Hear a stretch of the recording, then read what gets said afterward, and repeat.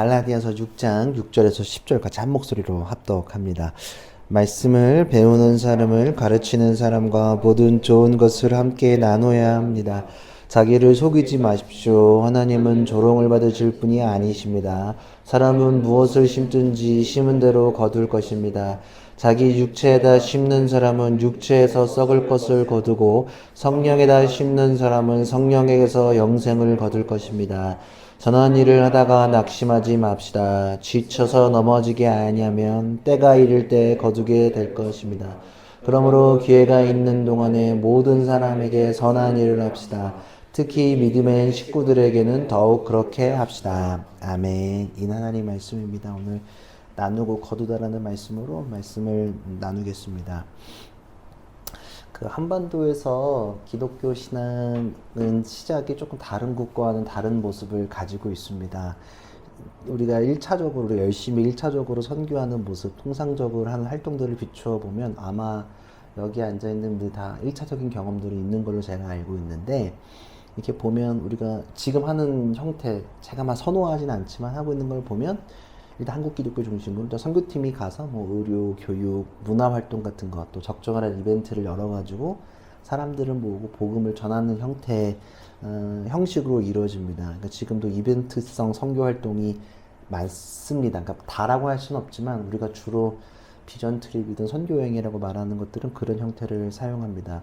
물론 이것은 기독교 선교 활동을 제한하지 않는 국가에서 그렇고, 또 혹시 국가적으로 법적으로 제한하는 것들이 있다면 이제 선교사가 좀 약간 비밀리에 일정한 사람들을 만나고 복음을 가르치면서 시작되는 경우들이 많이 있습니다. 그런 게 보통의 형태입니다.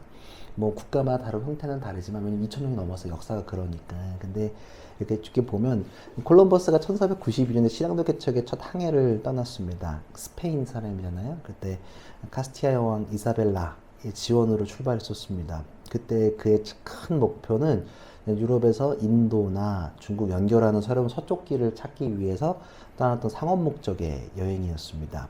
그러니까 스페인 왕실은 이제 불을 좀 더 갖기 위해서 그런 항로를 개척하기 위해서 노력을 했고, 보통 다 신임지역사 그렇게 시작을 합니다.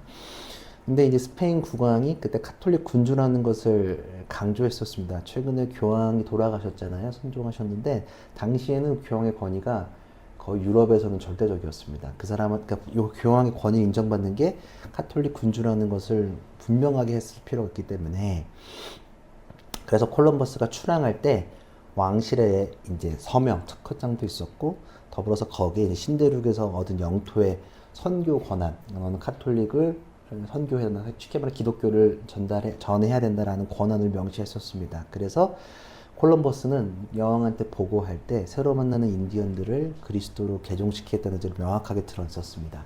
그런 것도 있었고, 근데 이제 카톨릭은 그렇게 시작했고, 또 이제 16세기, 18세기 되면은 이제 종교 개혁이 일어나고 개신교가 일어났죠. 그러니까 스페인과 포르투갈, 프랑스는 가톨릭이지만 뭐 독일이나 영국, 네덜란드는 개신교 국가들입니다. 이 국가들 유명한 게 뭐냐면 이 사람들이 무역을 했는데, 요 전에 한 가지만 더, 그 다음에 콜럼버스, 이거 빼먹었네. 콜럼버스가 처음에는 무역회사 소속은 아니었는데 1차 여행은 그렇게 갔고, 2차 여행 때는 분명하게 좀 바뀐 게 뭐냐면 선교사님들도 같이 2차 여행을 떠나게 됩니다. 그래서 거기 항해 개척에 그런 것도 있었다.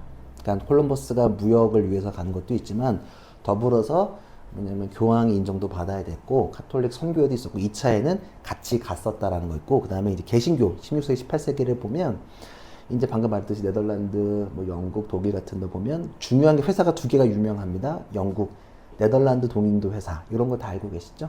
인도 점령할 때 그렇게 했었잖아요. 그때 선박과 배 타고 이동을 하니까 동양으로 이제 계속 아시아권으로 이제 많이 이동들 했고, 네덜란드에서 보면 일본 반고가 일본의 영향을 받았잖아요. 일본 영향도 받고, 빅웨이브라고 사진도 있고, 일본 가면 네덜란드랑 교류가 조금 있었는데, 그때 요 사람들 좀 다른 게, 개신교는 직접적인 무역 개발과 식민지 개발을 굉장히 적극적으로 했었는데, 이때는 동인도 회사 소속 사람들, 그 회사 안에 선교사님들도 같이 파견됐었습니다. 그러니까 네덜란드가 회사를 통해서 선교사님들을 같이 파송했던 역사가 있었습니다. 요게 이제 사실은 아시아로 뭐 남미로 가는 역할을 했었어. 그러니까 무역이 조금 더 우선이고 무역 가는 김에 경로 개척하는 김에 가고 혹은 프랑스는 아프리카를 점령하면서 프랑스가 아래로 아프리카로 내려가잖아요. 그러면서 선교사님 가서 이제 군인들이 하고 만약에 선교사님 그 다음 가서 너 믿을 거냐 안 믿을 거냐면 안 믿으면 다 죽이고 그래서 사실은 아프리카 초반에 그런 카톨릭이나 반감이 굉장히 심했었다. 그런 아픈 역사도 있습니다. 근데 좀 재밌는 건 뭐냐면 조선은 좀 그렇지 않았다. 조선은 무역으로 오지 않았습니다. 되게 신기한 건 가톨릭과 개신교가 비슷한 모습을 가지고 있습니다. 참 이게 전 민족성이라고 보는데 가톨릭은 11세기 즈음입니다. 여기는 서양의 학문이라는 이름으로 조선에 처음으로 이제 들어왔어요. 뭐냐면 명나라 청나라 시대 때 서양에 왜냐면 그때는 중국이 더 강력했고 당연히 명청의 눈치를 보던 시대고 기술은 다 그쪽으로 들어왔었으니까 이제 중국을 통해서 또 청나라를 통해서 서양의 과학, 천문학, 지리, 의학들의 신지식을 이제 우리 실학자들이 경험하게 된 거예요. 그때 유명한 사람이 누구냐 하면 뭐 정영호 같은 사람들, 실학자들이 그 학문을 통해서 좀 우리 과학 발전과 나라 발전을 위해서 공부하다가 그 중심에 서학, 천주교가 있음을 깨닫게 돼요. 글로써 먼저. 글 공부하고 나라를 위해서 공부하다 보니까 그래서 1784년에 이승훈이 중국에서 베이징에 세례를 받고 돌아와서 신자가 되었어요. 중국에서 세례를 받고 한국에 들어왔어. 그리고 그 다음에 뭐 정약용, 정약종 그 정씨 형제 가문이지 그 천주교를 받아들여서 신자가 되었고 자발적 신앙 공동체를 만들게 되었습니다. 그러니까 조선 후기를 돌아보면 굉장히 쇄국적으로 외부 문물 안 받고 장난 아니었을 텐데 그때 그런 학문을 받아들이고 신앙을 받아들이면서 왜냐하면 서학 우리 기독교 신앙의 중요한 건 뭐냐면 평등하고 만인이 평등하고 구원의 개념이 있기 때문에 굉장히 매력을 느꼈고 하층 및 노비들한테도 신분 차별 없이 신앙 전파하는 것들이 굉장히 많은 사람들이 믿고 백성들한테 확산되었다. 그래서 그때 우리 정약용 그 즈음에 7세기 즈음에 순교당한 사람들이 굉장히 많다. 여러분들 서울에 가시면 뭐 서소문 성지라든지 뭐 절두산이라든지 조선인들이 그리 믿다가 천주교들 전국에 막 그런 것들이 있습니다. 여하튼 조선의 천주교도 외국 선교사가 선교로 들어온 게 아닙니다. 그냥 먼저 글로써 서학을 공부하다가 신앙을 받아들인 계기가 됐습니다. 되게 재밌죠. 근데 개신교는 또 어떠냐? 똑같습니다. 개신교는 2세기가 늦습니다. 천주교보다 늦게 들어왔는데 공통점이 존재합니다. 1882년에 김청송이 문서 전달원으로 이제 왔다 갔다 한 사람이었는데 북경에 그때 이제 미국인 선교사 알렉산더 윌리엄슨 성경을 받았습니다. 그때 이제 처음으로 이제 개신교 성경을 받은 거예요. 좀 캐톨릭 성경에 조금 번역이 다릅니다. 그거를 받았고 1883년 일본에서 유학하던 이수정 요거 제가 저 유튜브 323 유튜브에 제가 그 교회 가서 찍은 영상이 있습니다. 제가 굉장히 인상적이어서 학교 배울 때 요 사람이 일본에서 번역을 했어요. 일본에서 성경 이제 한문 일본어 성경인 거죠. 일본어 성경을 일본은 좀 더 빨리 받았으니까 번역을 해서 요때 이제 로스역 성경이라는 게 나왔고 요게 이제 가지고 들어왔고 또 중국 만주에서도 또 번역이 또 거기서 자체적으로 일어나요. 그래서 그게 먼저 성경이 먼저 중국과 조선의 국경을 통해서 오고 일본인 유학생 이수정이 갖고 들어오기도 하고 그래서 함경도 지방 명동 지금 서울 명동 말고 거기 명동촌이 있거든요. 거기서부터 성경책을 몰래 읽으면서 예배를 시작했고 요게 계기가 되어서 사실은 선교사가 들어오기 전에 먼저 성경을 먼저 읽은 민족은 전 세계 역사상 조선인들밖에 없다. 놀라운 건 가톨릭과 개신교가 비슷한 모습을 가지고 있다. 이해되시죠? 그러니까 1885년에 언더우드랑 아펜젤러가 들어오거든요. 감리교 선교사랑 장로 선교사. 그때보다 이미 전에 성경책이 먼저 들어온 굉장히 놀라운 민족성을 가지고 있습니다. 되게 재밌죠. 저는 이런 걸 보면 개인적으로는 우리나라의 독특성이라고 생각하는데 조선시대에는 우리 마을 단위의 교육기관이 있죠. 서당이란 게 있잖아요. 훈장님 계시고 하늘천 따지했던 거 그때 뭐 유교 천자문 배웠던 또 예의를 배우고 또 삼강 오륜 같은 거 배우고 그러면서 컸던 아마 글을 배우는 거에 우리 조상님들이 열심을 내서 그런지 몰라도 아마 글을 배우는 습성이 우리는 좀 있기 때문에 유교적 그런 게 있기 때문에 아마 그런 식으로 전파되지 않았을까라고 생각을 합니다. 그리고 일정 부분 당시에는 여기 훈장님들한테 배울 때 이제 마을마다 있으니까 그분들이 어떻게 가르쳤냐 하면 가르치고 봉급은 뭐 마을별로 그 이제 학부모들이 뭐 쌀을 준다거나 그렇게 이제 일정 부분 보수 챙기는 모습을 보였다고 합니다.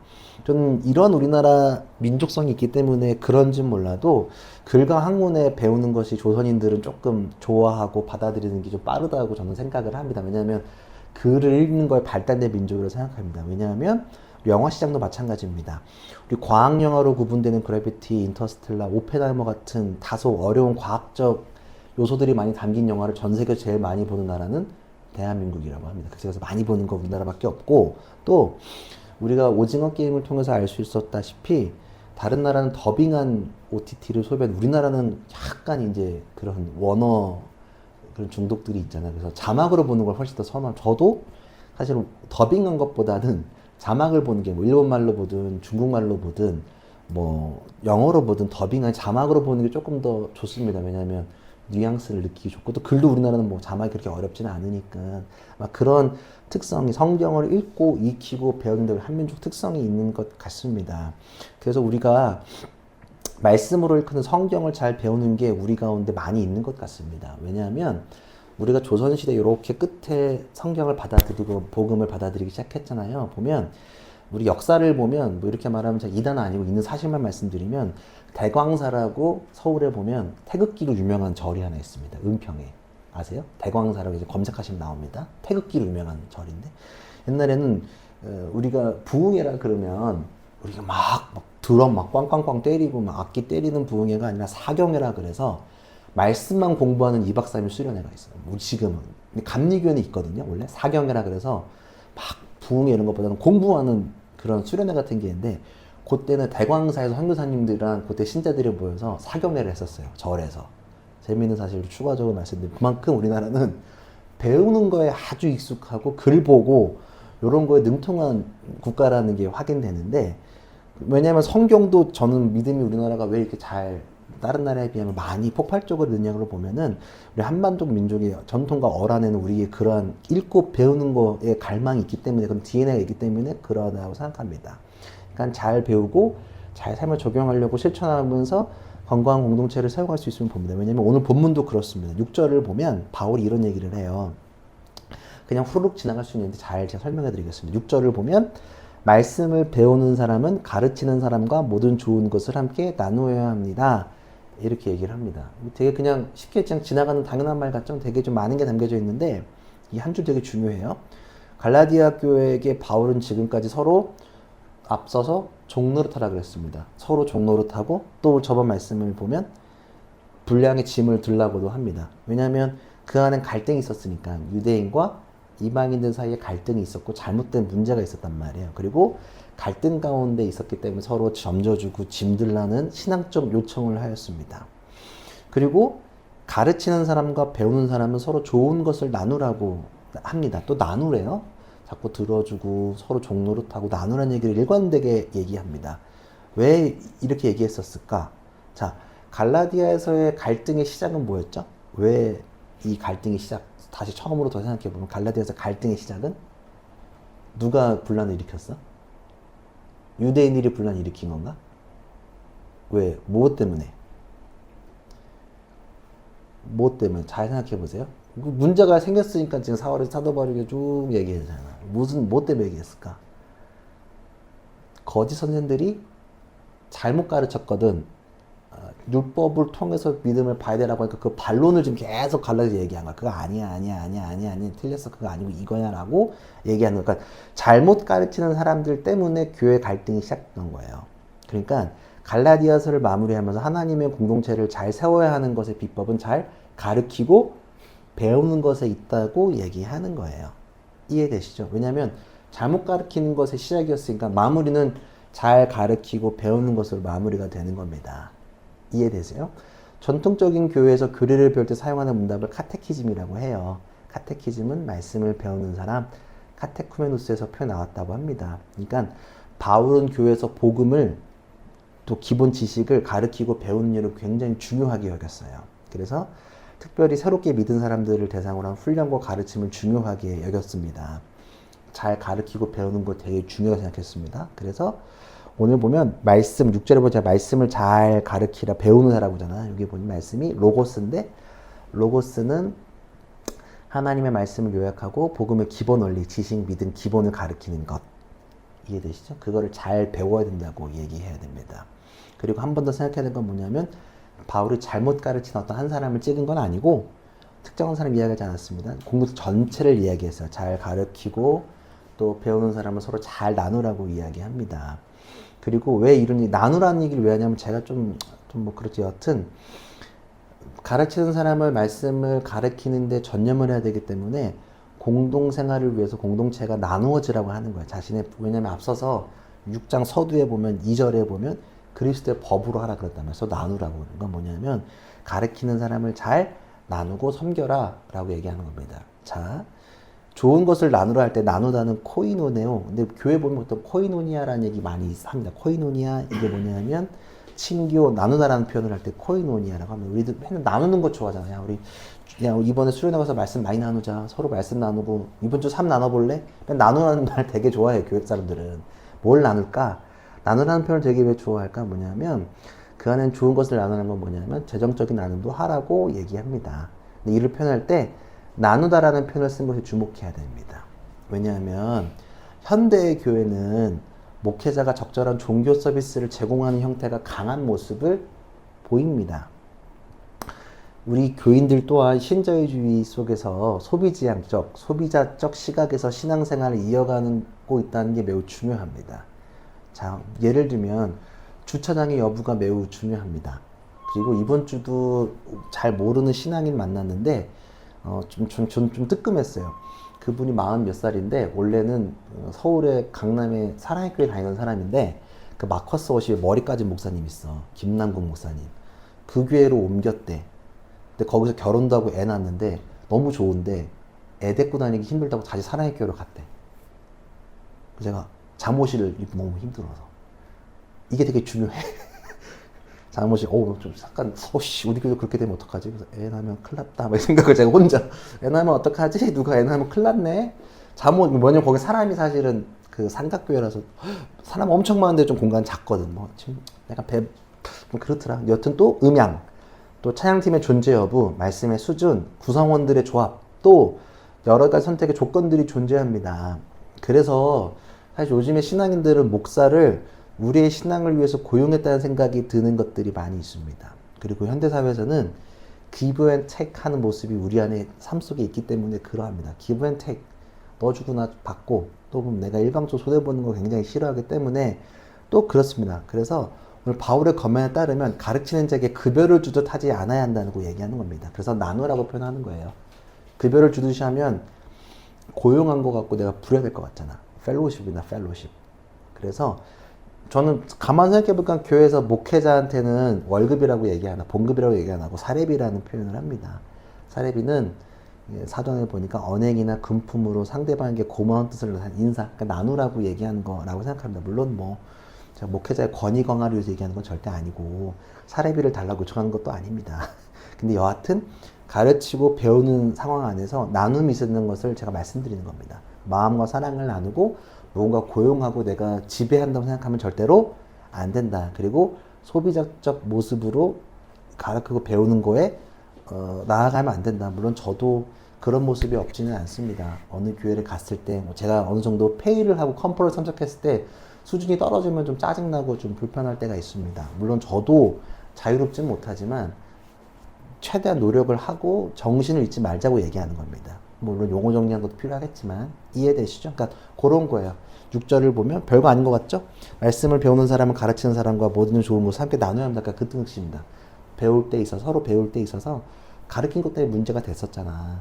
가르치는 것 때문에 이 야단이 났으니까 잘 가르치고 잘 배우고 그 안에는 나누고 그 안에서 존중하고 잘 배우는 거에 잘 기억하라. 그래서 왜냐하면 저 사람을 가르치는 사람을 자꾸 굶기고 어렵게 하면 저 사람이 사고 칠 확률이 굉장히 높기 때문에 엄만 가르치면 안 되잖아. 근심 걱정 덜어줘야 잘 가르칠 수 있다라고 얘기하는 겁니다. 7절 8절에 보면 자기를 속이지 마십시오. 하나님은 조롱을 받으실 분이 아니십니다. 사람을 무엇을 심든지 심은 대로 거둘 것입니다. 자기 육체에다가 심는 사람은 육체에서 썩을 것을 거두고 성령에다 심는 사람은 성령에서 영생을 거둘 것입니다. 사자성어 중에서 인과응보, 사필규정 이런 표현을 잘 많이 합니다. 우리의 속담으로는 똑같습니다. 콩심인데 콩나고 팥심인데 팥난다라고 얘기합니다. 이 속담은 누구나 알듯 제 할 바대로 걸맞는 결과를 얻는다는 뜻을 갖고 있습니다.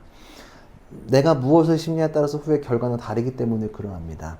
우리가 다소 이전보다 춥지만 봄을 보내고 있습니다. 봄은 씨앗을 뿌리고 작물을 준비하는 과정이 담겨져 있습니다. 봄에 뿌리는 씨앗과 묘종을 보면 다 비슷한 것 같지만 특유의 모양을 가지고 있습니다.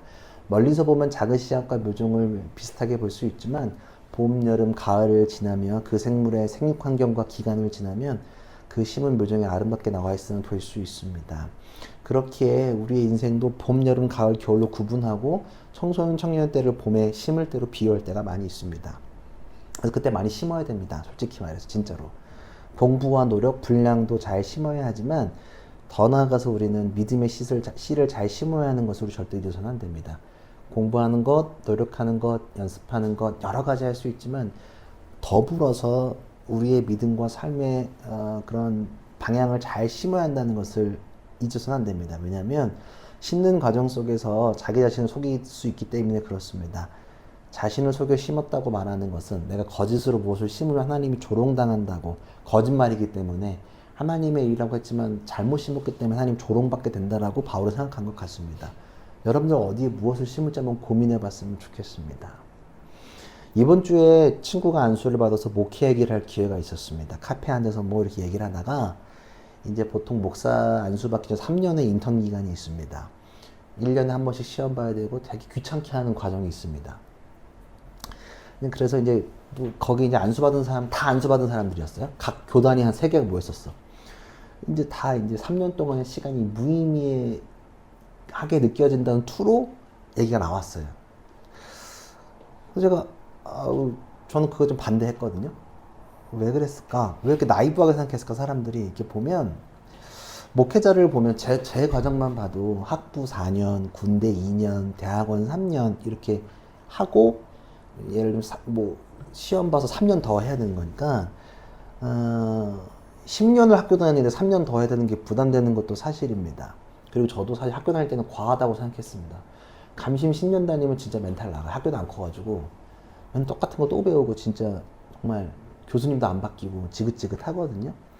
그리고 나름 치열한 시간을 보냈고 열심히 살았지만 되게 무엇을 느꼈는지 제가 그 얘기를 하면서 순간 깨달은 건 뭐냐면 사사로운 것을 꾸준하게 하는 기간이었다고 저는 생각이 드는 거예요. 똑같은 패턴과 똑같은 일들을 하면서 내가 꾸준하게 할 수 있는 연습을 했던 것 같습니다.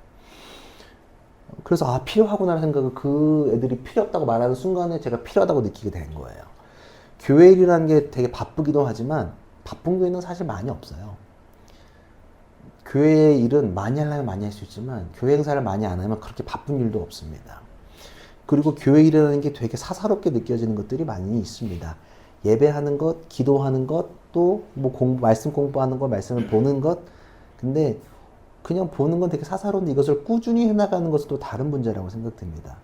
왜냐하면 사사로운 것을 꾸준하게 보내고 익히고 자라는 시간이 반드시 필요하기 때문에 그렇습니다. 씨를 뿌리면 반드시 자라나는 기간이 필요합니다.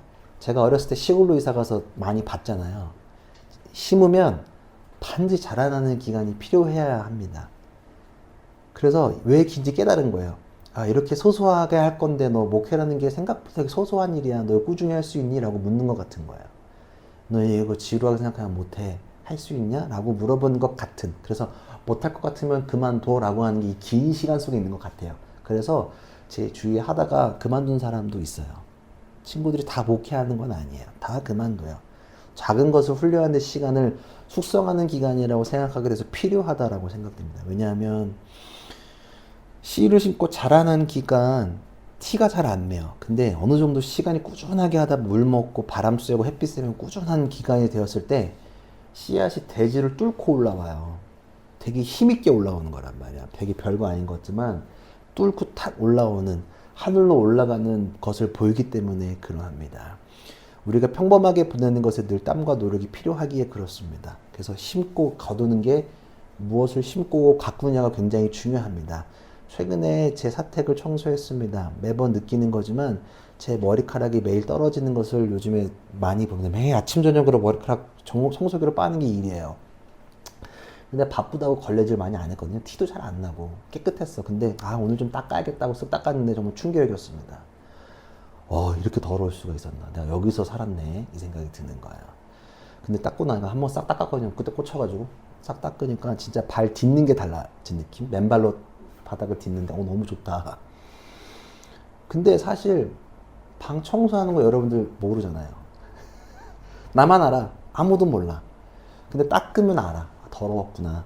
그리고 매일매일 청소하는 게 나한테도 유익하고 내가 잘하는 거라는 것도 압니다. 너무 소소한 거. 그리고 저 건강검진 쇼크 받고 한 달 만에 10kg 뺐잖아요. 하루에 한 끼 먹고 자라나는 기간을 하니까 결과가 나오고, 근데 티는 살 빤 거 티는 안 나는데 저울 보면 티는 나거든요. 잘 모르시겠죠? 왜냐면 이제 옛날에 살찐 모습으로 덜 찐 상태로 왔으니까 더 빼야 되니까.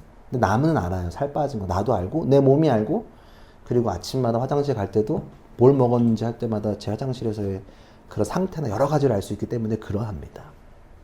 되게 소소한 것들이 많아요. 그래서 우리가 예배하고 기도하는 것, 더 나아가 교회를 섬기는 것이 되게 소소해 보일 때도 많이 있습니다. 우리가 하는 것이 분명한 결과를 얻는 것도 아닙니다. 그리고 사람과 사람 사이에서 소소하게 무언가 잘하고 싶는 거라고 하지만 알게 모르게 상처받는 것도 많이 있습니다. 저 또한 가슴 아픈 일을 겪으면서 한 걸음 한 걸음 가고 있습니다. 내가 심기도 하지만 또 자라나게 하면서 과정이 힘들기도 합니다. 풀뽑고도 해야 되니까 어렵습니다. 그리고 오늘 바울은 또 다시 이렇게 권면합니다. 9절 10절입니다. 이건 여러분들이 함께 보면 좋겠네요. 그쵸?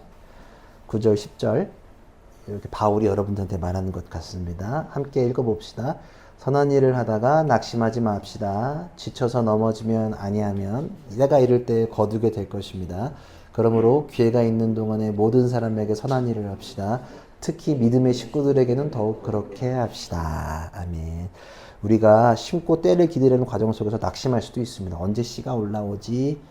넘어질 때도 있고, 근데 때를 기다리면 반드시 얻게 됩니다. 근데 그 과정은 잘 모르고 힘들 수도 있습니다. 마태복음 25장 14에서 30절을 보면 달란트 맡긴 주인과 종의 비유가 나옵니다. 능력에 따라 3명의 종에게 5달란트, 2달란트, 1달란트의 달란트를 줍니다. 그리고 5달란트, 2달란트는 잘 관리해서 칭찬받았고 마지막 1달란트 받은 사람이 문제잖아요.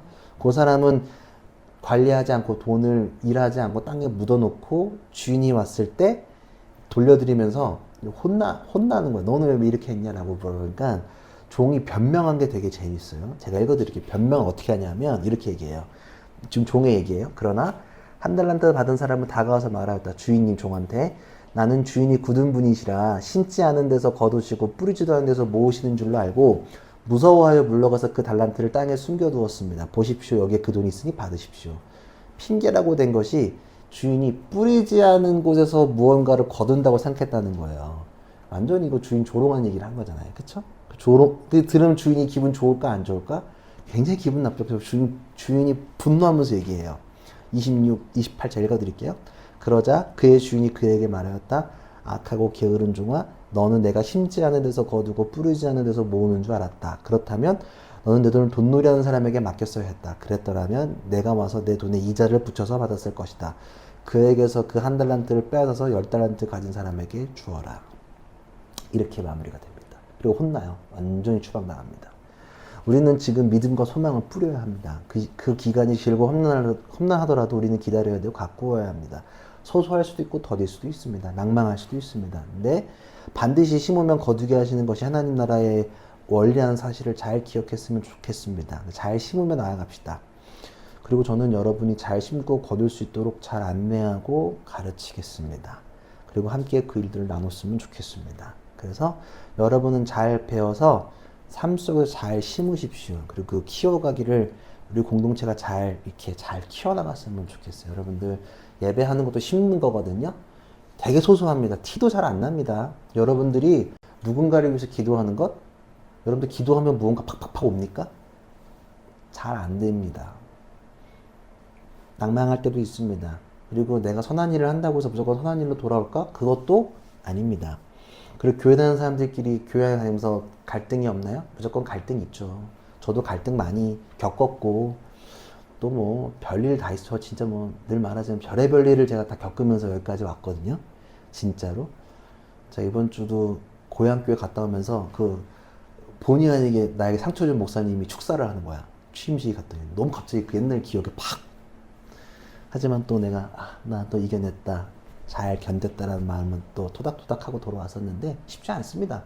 목사님한테 상처 받습니다. 선한 일을 하더라도 선한 일이 잘 안 돌아올 때도 있습니다. 그러나 오늘 사도 바울은 잘 심으라고 합니다. 전제는 잘 가르치고, 여러분 잘 심고 거둘수록 제가 잘 가르치고 잘 나누겠습니다. 여러분들도 삶 속에 잘 심으십시오. 믿음도 심고요. 제가 늘 말하지만 공부 안 하면 좋은 대학 못 갑니다. 절대 철학기도 100일 한다 그래서 서울대 가면 말이 안 됩니다. 절대 그런 일 없습니다. 절대 못합니다. 공부해야 됩니다. 피 터지게 공부해야 되고요. 연습, 악기도 마찬가지입니다. 내가 조성진처럼 피아노 연주하고 싶으면 조성진만큼 해야 되고요. 더 열심히, 연주는 무조건 티 납니다. 연주는 손가락 풀린 거랑 안 틀린 거랑 연습한 거 반드시 티 납니다. 반드시. 그런 사실을 잘 기억했으면 좋겠습니다. 하실 수 있겠죠? 잘 한번 해보시죠. 제가 오늘 말씀은 이사야 40장 28에서 31절로 마무리하겠습니다. 잘 들으십시오. 너는 알지 못하겠느냐? 넌 듣지 못하였느냐? 주님은 영원하신 하나님이시다. 땅끝까지 창조하신 분이시다. 그는 피곤을 느끼지 않으시며 지칠 줄을 모르시며 그 지혜가 무궁하신 분이시다. 피곤한 사람에게 힘을 주시며 기운을 잃은 사람에게 기력을 주시는 분이시다. 비록 젊은이들이 피곤해 지치고 장정들이 맥없이 비틀거려도 오직 주님을 소망으로 삼는 사람은 새 힘을 얻으리니 독수리가 날개를 치며 솟아나도 올라갈 것이요 뛰어도 치지 않으며 걸어도 피곤하지 않을 것이다. 여러분들 심는 것에 힘들어도 하나님은 우리에게 새 힘을 주실 것입니다. 그래서 열심히 공부하고 또 열심히 일하시고 삶 가운데 선한 일을 행하시고 또 예배하는 것 되게 소소해 보이지만 끊임없이 세우시고 잘 심으십시오. 그럼 반드시 열매가 나타날 겁니다. 연습하는 것도 열심히 하십시오. 남들이 보지 않더라도 늘 하십시오. 보여지게 될 것입니다. 저도 제 삶 속에서 물론 주로 거의 스님처럼 혼자 있지만 저도 제 삶 속에서 꾸준하게 심어 더 심겠습니다. 더 책임감을 저도 말씀 보면서 저도 놓쳤던 것들이 많이 좀 떠오르게 되더라고요. 그래서 저도 잘 심어 보겠습니다. 또 여러분들을 또 제가 잘 심고 또 제가 한 일이 그런 것들이니까 제가 세워갈 수 있도록 서로 저만 하는 것들 아니라 함께 이뤄갔으면 좋겠습니다. 우리 함께 주님께 기도하며 나아갔으면 좋겠습니다.